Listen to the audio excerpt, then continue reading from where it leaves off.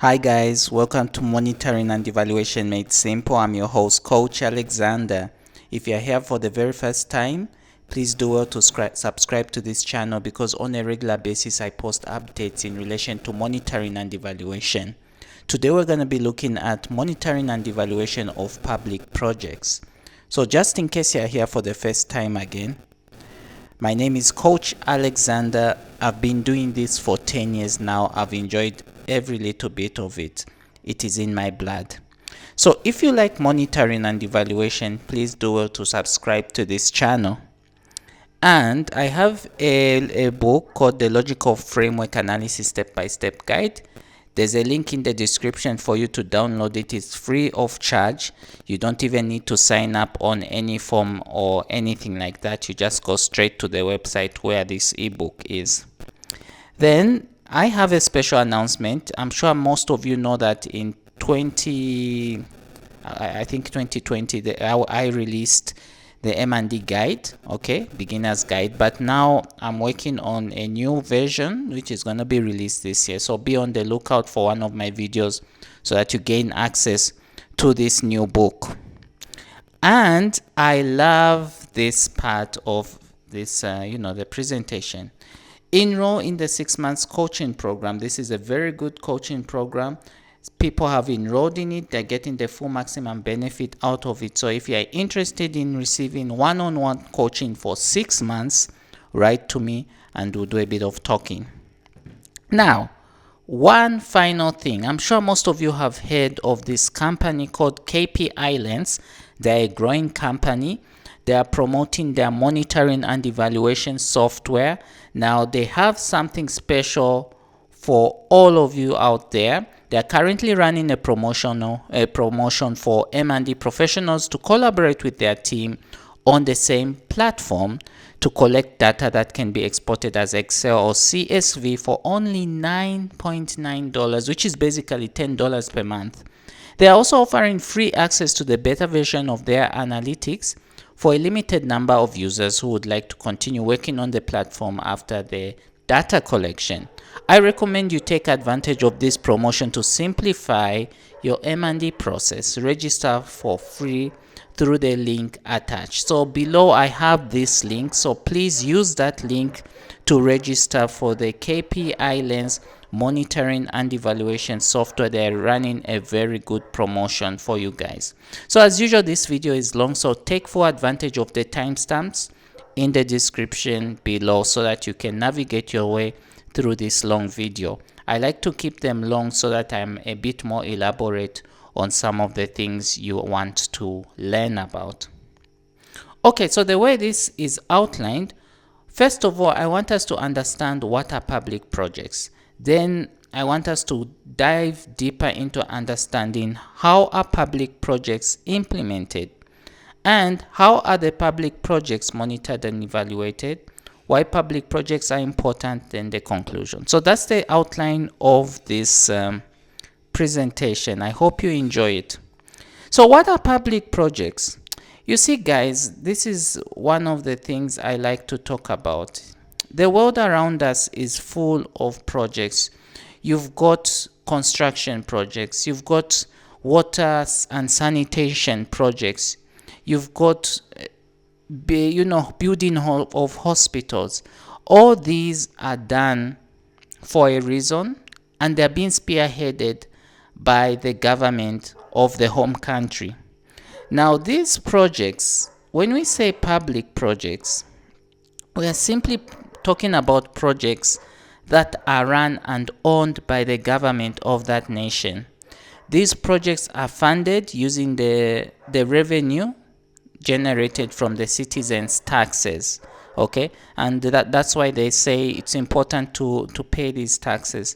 So sometimes you'll find that actually international cooperating partners will also give grants to nations, and international financial institutions will also give loans at a favorable interest rate in order to stimulate growth. Now, I want to tell you something about also public projects. You know, the public projects are also one way of stimulating the economy, because when you have these projects running, you also have people getting employed.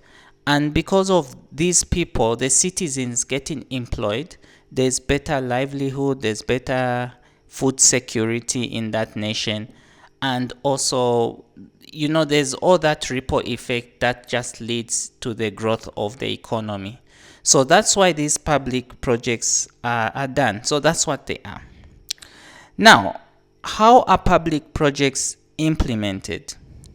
So you may not have known this, but in case you are hearing this for the very first time, I want you to know this and get it from me, that these projects are guided by what are known as national development plans. A national development plan is like a strategic plan. Okay, you've heard of strategic plan for businesses or organizations, but this is a strategic plan for the government, for the nation. Okay, it is a plan that actually gives a roadmap of where the country wants to go in 3 to 5 years. So it explains in detail issues of what the country wants to achieve. And it's one way of transparently showing to the citizens that this is where we want to go, this is how we are going to get there, and this is the amount of money we need to actually achieve our vision. So if you are complaining that your country is not doing enough, look at the strategic plan. You start from there and then you can critique. On the internet, you'll be pleased to know that if you have any interest to learn about these national development plans, you can look at different examples. I've listed some of the examples, but it's so easy to search for this national development plan. But just to get you started, there's the Brazilian National Development Plan. You've got the plan for Nigeria, Ireland, Somalia, Kenya, and Zambia. So you can take full advantage just to learn how these documents are structured. But one thing I've seen in common, they are quite lengthy, quite elaborate, because it takes a lot of time to come up with these plans. Now, I wanted just to give you a bit of a snapshot of one strategic plan that I found interesting. Of course, the others are also interesting enough, but I wanted us just to get a snapshot of this national development plan for Ireland. Okay, so just give me a few seconds and we just take a sneak peek at how this plan has been structured. Hi guys, so I've just downloaded the Government of Ireland's National Development Plan. So this is a plan actually going to be running from 2021 to 2030. I'm not going to spend a lot of time on this plan, but I just want you to get a feel of what these plans actually mean for a country. So if you look at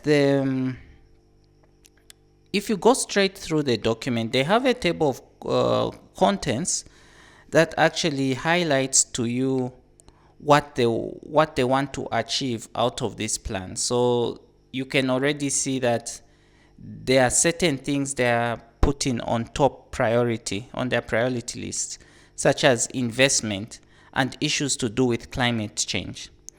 I haven't read through this, but there's something that I like to, whenever I look at these plans, I just like to look at one focus area, and that is the way they've structured their goals, their strategic goals. Okay, so if you look at these NSOs, National Strategic Objectives, I think that's what it should mean. Yeah, it should be that. Okay, so if you look at the national strategic objectives, they have a total of 10 national strategic objectives, if I'm not wrong. Okay, yeah, it's 10. It's coming to 10 national strategic objectives.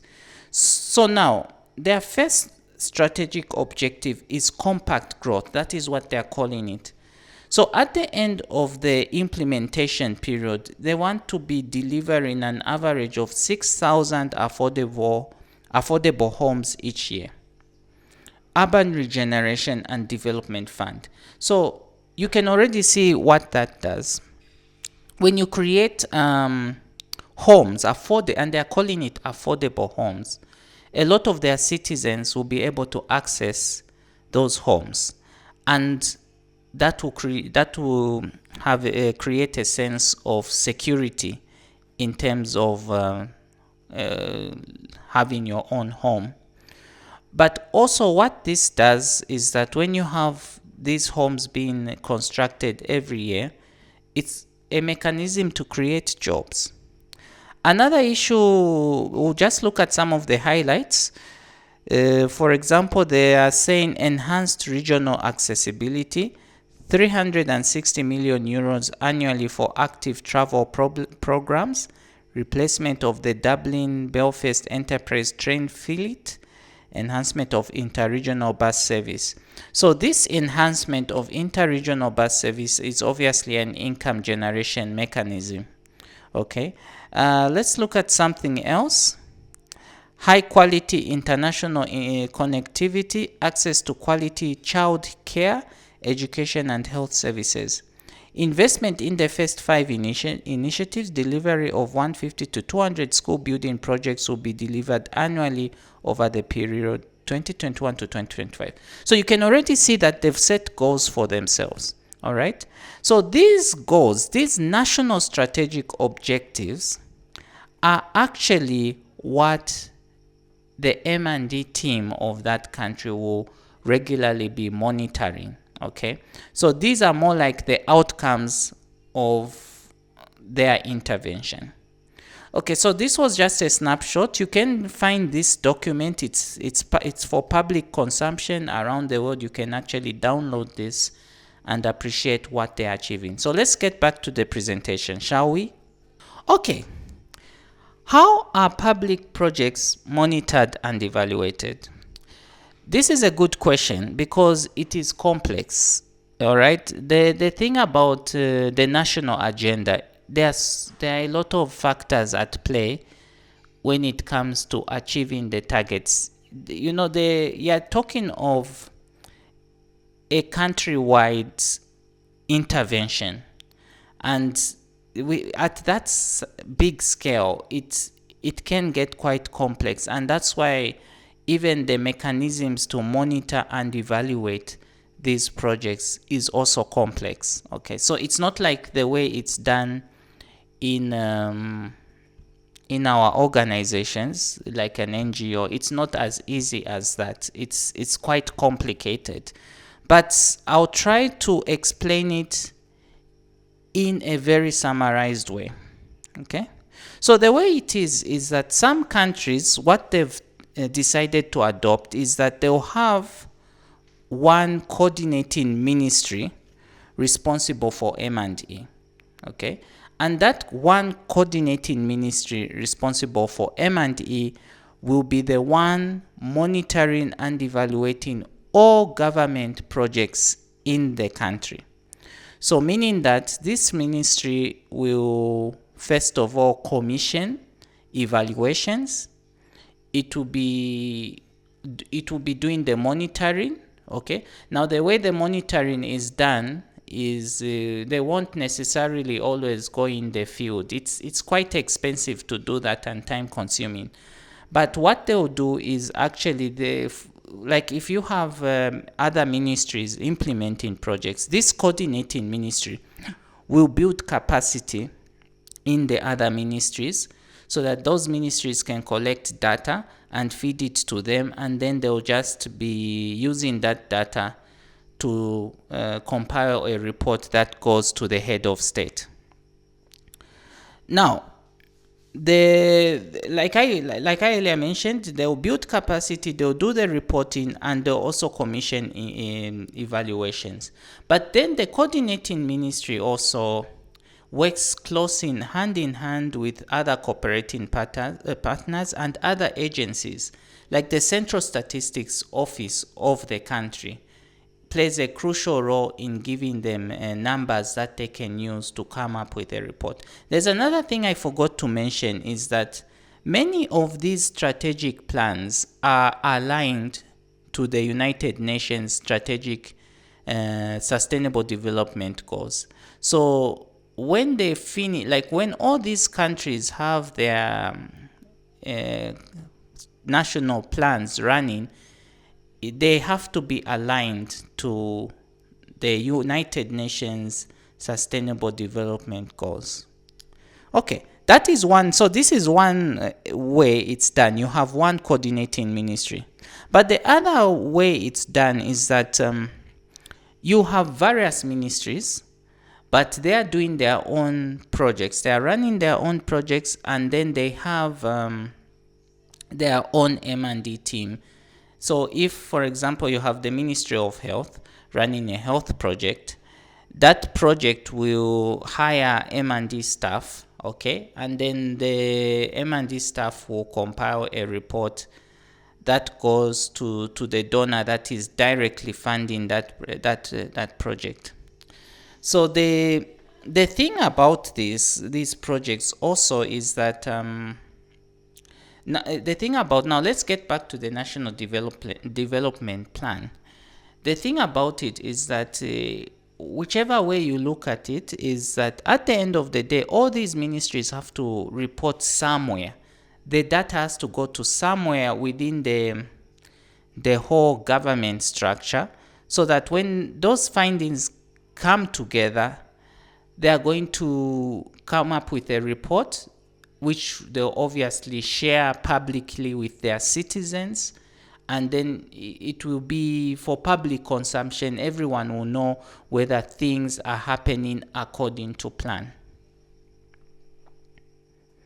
Okay, so another crucial part is that governments have a role to play in establishing the M&E system by means of coming up with a monitoring and evaluation policy. So this policy will actually give a solid stance of how the whole government is approaching monitoring and evaluation in that country. So the government will coordinate the implementation of M&E in that country, and it will facilitate the establishment of the M&E staff to coordinate its implementation. Okay, so we've talked briefly about the M&E, but then why are these public projects implemented? So the government has a big responsibility to its citizens around the world, and time is usually not their best ally. But you see, these projects actually, the projects being implemented, but with the M&E system part of it, it helps to track progression, and these projects also help them fulfill their role on service provision to their citizens, and it also helps draw lessons. So that's one of the things I want you to understand about monitoring and evaluation of public projects. So in a nutshell, you discover that it is not as straightforward as you have it in the organization, but it is similar. It's really not, the gap is not really that big, except that, because change is complex, even the methodology to do the M&E is rather complex, and it's not a straightforward affair. But I've just given you some kind of a snapshot of how this is done. So now, getting back to the KPI lens promotion, the link is in the description below. So please, guys, take full advantage of this provision, because you can get a really good deal working with them. So I've been your host, Coach Alexander. Until we meet again, see you on the other side. Bye.